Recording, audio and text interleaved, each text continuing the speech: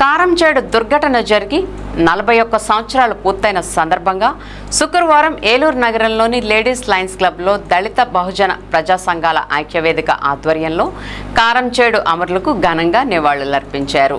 ఈ సందర్భంగా అమరుల చిత్రపటాలకు పూలమాలలు వేసి వారి త్యాగాలను స్మరించుకుంటూ 2 నిమిషాలు మౌనం పాటించారు. అనంతరం నిర్వహించిన సభలో పలువురు దళిత నాయకులు మాట్లాడుతూ కారంచేడు దుర్ఘటన దేశ చరిత్రలో చెరగిన మచ్చగా నిలిచిందన్నారు.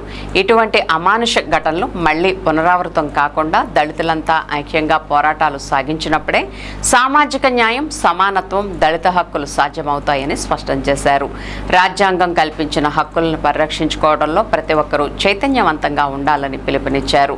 కార్యక్రమంలో దళిత నాయకులు సంతోష్ కుమార్, పాల్, పళ్ళెం ప్రసాద్, దాసరి ఆంజనేయులు, నేతల రమేష్ బాబు తదితరులు పాల్గొని కారంచేడు ఉద్యమ చరిత్రను, దాని ప్రాధాన్యతను గుర్తు చేశారు. కారంచేడు సంఘటన సమయంలో జర్నలిస్టుగా ప్రత్యక్షంగా విధులు నిర్వహించి సంఘటనలపై విస్తృతంగా వార్తలు అందించిన ఏపీయూడబ్ల్యూజేఎఫ్ రాష్ట్ర ప్రతినిధి బాలశౌరిని దళిత సంఘాల ఐక్యవేదిక ప్రతినిధులు సాల్వాతో సన్మానించి జ్ఞాపిక అందజేసి ఘనంగా సత్కరించారు. ఆయన చేసిన పాత్రను ఈ సందర్భంగా నాయకులు కొనియాడారు. ఈ కార్యక్రమంలో దళిత సంఘాల ప్రతినిధులు, ప్రజా సంఘాల నాయకులు, సామాజిక కార్యకర్తలు పెద్ద సంఖ్యలో దళిత యువత పాల్గొన్నారు. మరి ఈరోజు ఏలూరు నగరంలో 41వ కారంచేడు మృతవీరుల దినోత్సవ కార్యక్రమాన్ని దళిత బహుజన ఐక్య వేదిక ద్వారా ఏర్పాటు చేయడం జరిగింది. మరి మా యొక్క ప్రధానమైన ఈ ఐక్య వేదిక ద్వారా డిమాండ్ ఏంటంటే ఎలాంటి సంఘటనలు ఈ దేశంలో ఎక్కడ పునరావృతం కాకూడదని, భారత రాజ్యాంగం కల్పించినటువంటి ఏదైతే ప్రాథమిక హక్కులు ఉన్నాయో ఆ ప్రాథమిక హక్కులు ప్రతి పౌరుడికి అందే విధంగా మరి పాలకులు అందించాలని, ఏదైతే రాజ్యాంగబద్ధంగా ఆ రాజ్యాంగంలో ఆర్టికల్ 324 ద్వారా ఓటు హక్కు ఏదో ఉందో ఆ ఓటు హక్కు ద్వారా ఎన్నిక కాబడినటువంటి ప్రజాప్రతినిధులు వాళ్ళ యొక్క పార్టీని విస్మరించి ప్రజాస్వామ్యంలో ప్రభుత్వాలు ఏర్పడి ప్రజలకి మరి సంక్షేమ అభివృద్ధి ఒకే విధంగా అందించాలనే ఉద్దేశం ఈ ఐక్యవేదిక ద్వారా మరి తెలియజేస్తుంది. మరి రాజ్యాంగాన్ని కుల ప్రస్తావన కానీ, మత ప్రస్తావన కానీ, ఈ అంశాలు కానీ వ్యక్తుల మధ్యన వివాదాలు ఏర్పడుతున్నాయంటే అది సరిగ్గా రాజ్యాంగాన్ని అమలుపరచలేనటువంటి పరిస్థితిగా భావిస్తూ మరి యొక్క కార్యక్రమాన్ని జయప్రదం చేయడానికి వచ్చిన ప్రతి ఒక్కరికి పేరు పేరున ధన్యవాదాలు చెప్తూ సెలవు తీసుకున్నాను. జై భీమ్, జై భారత్.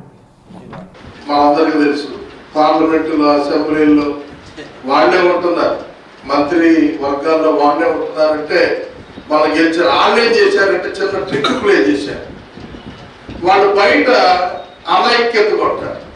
ఇక్కడ సమాజంలో ఒకడేమో నేను టీడీపీ అంటాడు, ఇంకోడేమో నేను జనసేన అంటాడు, ఇంకోడేమో నేను వైసీపీ అంటాడు. వీళ్ళ ముగ్గురు అనైక్యతగా ఎలక్షన్లోకి వచ్చి కొట్టుకుంటారు. కొట్టుకొని ఒక టీం గెలుస్తారు. గెలిచి వీళ్ళందరూ లోపలికి వెళ్ళి ఐక్యం ఉంటారు. నా మాట అర్థమైందా?